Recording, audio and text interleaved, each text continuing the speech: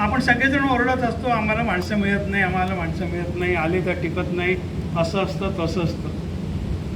आजच्या घटकेला मला तिथे सेवा द्यायची आहे असं 3,500 लोकांनी वेटिंग लिस्टवर आहे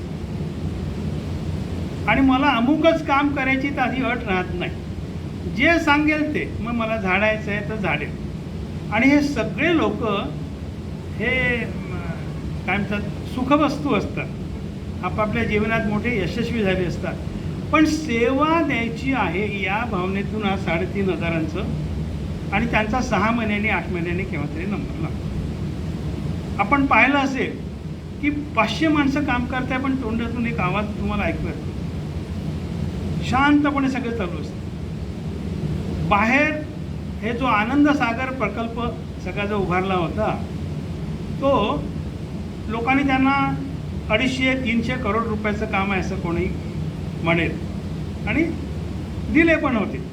तो त्यांनी फक्त 85 करोडमध्ये उभा केला सगळ्याच्यामध्ये. आणि ज्याचं असं काहीही शिक्षण नाही, ना MSW झाला, ना इंजिनियर झाला, ना MBA झाला, असा एक माणूस हे सगळं त्यांच्या काय म्हणतात त्याला मनातून, भावनेतून, निष्ठेतून, समर्पणातून उभं झालेलं आहे. काही त्यांनी एक दंडक घालून दिले. एक दंडक असा आहे, तुम्ही जर कधी पाहिलं असेल त्यांच्या गेटच्या बाजूला काल किती डोनेशन मिळालं याची एक आकडा लिहिलेला असतो. कधी आपण पाहिलं का, लक्ष केलं का? यावेळेला जरूर पहा. पैशाच्या बद्दल बोलतो, आकडा लिहिलेला असतो. 31 मार्चला ते आपला बँक बॅलन्स झिरो करतात. झिरो करतात म्हणजे उधळत नाही, इन्व्हेस्टमेंट करून टाकतात, शेती विकत घेतात, पुढे काहीतरी जमिनीचं काम लागेल. पण सरकारची नजर पडेल आपल्या पैशाकडे अशी वेळ येऊ देत नाही. सरकारने त्यांना 100 कोटी रुपये देऊ केले होते शेगाव संस्थांच्या जन्मशताब्दी निमित्त, ते त्यांनी नाकारले. किती? 100 कोटी रुपये देऊ केले होते. पारदर्शीपणाचं एक उदाहरण असं आहे की आता हजारो लोक येतात, आपापल्या भावनेने पैसे टाकतात, अनेक पैसे बाद झालेले असतात. 2 पैसे, खडकू, 5 पैसे, जे काय हाताला त्यांची आजच्या जीवनामध्ये मेटलशिवाय काही व्हॅल्यू नाही. याचं पण ते एक रजिस्टर मेंटेन करतात. ते रजिस्टर मी स्वतः पाहिलेलं आहे की तारीख, 5 पैशाचे इतके कॉईन्स, 2 पैशाचे इतके कॉईन्स, आणि वर्षातून एकदा ही सगळं मेटल विकतात आणि त्याची एक एंट्री आपल्या कॅशबुकमध्ये घेतात.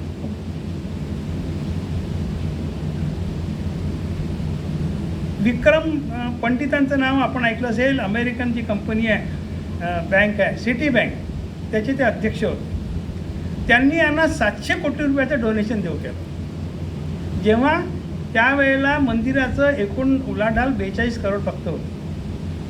त्यांना देऊ किती केले? 700 करोड डोनेशन येऊन दिले.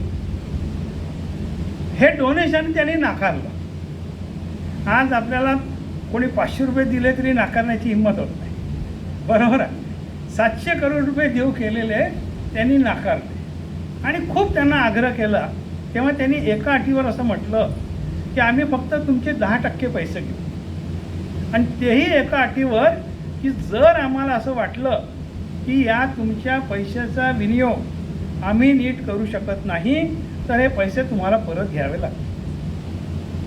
आणि यांनी त्याचं एक लिगल डॉक्युमेंट बनवून घेतलं.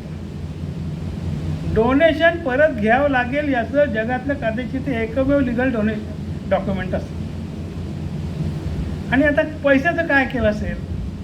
कोणची व्यक्ती असेल, संस्था असेल, पैसे आले खिशात की मनात 1000 रुपये आले तर 1 लाखाची इच्छा उत्पन्न होतं.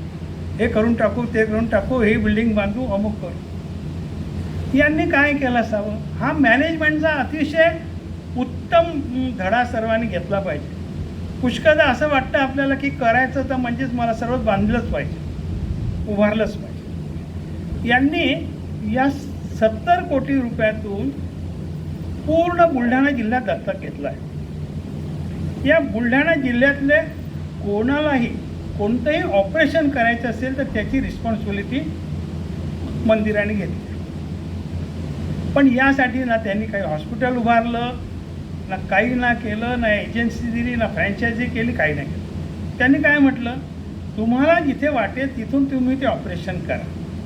माझ्या काकाचा मुलगा मद्रासला उत्तम करतो, त्याच्याकडनं करा. माझा जातवाला मुंबईला आहे, त्याच्याकडनं करा. काही आग्रह नाही. अट 2 ठेवल्या. एक, तुम्हाला पाहिजे तिथून करायचं. तुमच्या गावातल्या माणसांनी तुम्हाला सर्टिफाय करायचं जेन्युइन केस आहे. आणि पहिले पैसा तुम्ही खर्च करायचा, कुठूनही करा. पहिला रिपोर्ट, ऑपरेशन नंतरचा रिपोर्ट 2 घेऊन आमच्याकडे या. ज्या दिवशी तुम्ही आमच्याकडे याल त्याच दिवशी तुम्हाला आमच्याकडनं चेक मिळेल. कोणत्याही आमदाराची चिठ्ठी नाही, कोणताही कोणाला फोन करायची गरज नाही. आणि पुन्हा या, उद्या या नावाची भानगड. एक डॉक्टर, एक कॉम्प्युटर, एक सॉफ्टवेअर, एवढ्या भरोश्यावर ही पूर्ण सिस्टीम ती वापरते. आणि आपल्याला माहिती आहे, छोटंसं उभारलं त्याचे भानगडी किती मागे लागतात. त्याचं मेंटेनन्स, सुट्ट्या, अमुक तमुक, या सगळ्यातून मुक्तता केली. तर अशा अनेक गोष्टी शिवशंकर भाऊ सातत्याने करायचे. स्वतः चहा पण नाही घ्यायचं. एवढं मोठं त्यांचं संस्थान आहे, पण त्यांचं घर संस्थानपासून एक 300 मीटरवर छान साधं अगदी जुनं त्यांचं जे 2 मजली घर आहे, 2 मजली घरात ते राहायचे आणि तिथे येऊन बसायचे. आणि भाव किती सेवेचा, तुम्हाला म्हणजे सगळ्या वर्णनात जात नाही मी. किती स्वच्छता, किती चोखपणा, किती रिस्पॉन्सिव्हपणा आणि किती न सांगता करायची गोष्ट. शिवशंकर भाऊंचं असं आहे, आपल्याला माहिती आहे की कोणाला पैसे मागायचे असेल तर किती झटके तो देतो, आपणही देतो, आहे की नाही. कारण विश्वास नाही कोण खरा आहे खोटा आहे. रवी कोल्हे, स्मिता कोल्हे मेळघाटमध्ये उन्हाळ्यात वर्ग घेत होते. यांची गाडी योगायोगाने त्या बाजूने गेली. थांबले, काय चालू आहे विचारलं. त्यांनी सांगितलं की नाही, मी मुलांचे शिबिरं घेतो. कुठे घेता? कुठेच नाही, मग हे झाडाखालीच घेतो आम्ही. ठीक आहे म्हणाले. गेले, आपल्या माणसाला सांगितलं. तो माणूस गवंडी कर्मचारी त्याचे ट्रक घेऊन आला, हॉल बांधूनच परत गेला. कुठली ॲप्लिकेशन नाही, कुठलं ऑडिट नाही, काही नाही. मला समजलं की काम योग्य आहे, लगेच निर्णय. भाऊंचा दुसरा काय होता, लगेच निर्णय. आणि नाही म्हटलं, त्यांना पटलं एखादं की योग्य नाही, त्यांनाही एकदा नाही म्हटलं, तुम्ही कोणाहीकडनं किती प्रेशर आणा आणि किती शिफारशीचे पत्र जोडा, त्या नाहीच हो कधी झालं. तर असे अनेक गुण मॅनेजमेंटच्या पद्धतीने, पारदर्शीपणाच्या पद्धतीने हे यांचं घेण्यासारखं आहे. म्हणून मी आपल्या सर्वांनी विनंती अशी करेल की तुम्ही जरूर त्यामध्ये जा. आणि ग्रामांची सुरुवात सांगतो की सार्धशतीमध्ये आम्ही भाऊंना विनंती केली की आम्हाला मुलांना हे सामाजिक प्रकल्प दाखवायचे आहे. तर भाऊंनी आम्हाला एक गाडी दिली, बस. आम्ही पहिल्या वर्षी पश्चिम विदर्भातले प्रकल्प मुलांना दाखवले. 8 दिवस बस ड्रायव्हर, कंडक्टर, त्याच्यात डिझेल टाकलेला, त्याच्यासाठी रस्त्यात लागणारे पैसे देऊन भाऊंनी आम्हाला ती गाडी दिली. आम्ही पहिल्या वर्षी 36 प्रकल्प दाखवले, दुसऱ्या वर्षी गाडी दिली. पूर्व विदर्भातले पुन्हा 36, असे 2 वर्ष आम्ही 72 प्रकल्प मुलांना दाखवले. भावना काय की चांगलं काम पहा, मनातली भावना चांगल्याची जागवा आणि स्वतः तसं करा. तर चांगल्या कामाला धावून मदत करणे, त्याच्यामध्ये काही भावना ठेवणं. आणि अजून एक गुण सांगतो, त्याच हिच्यामध्ये आपल्याला कसं वाटतं की माझी संस्था, मी हो म्हणील, मी नाही म्हणील. त्यांच्याकडे एक जण गेलं, म्हणा की बा आपण सार्धशेतीमध्ये एक युवकांचं संमेलन मला इथे घ्यायचं आहे, 5000 युवकांचं, तर तुम्ही मला मदत करा. आता ते हो किंवा नाही काही म्हणू शकत होते, त्यांना जे वाटत ते. त्यांचं संस्थान हो म्हटलं नाही म्हटलं त्यांना विचारणार कोणीच नाही. पण त्यांनी पोच पहा किती ठेवला.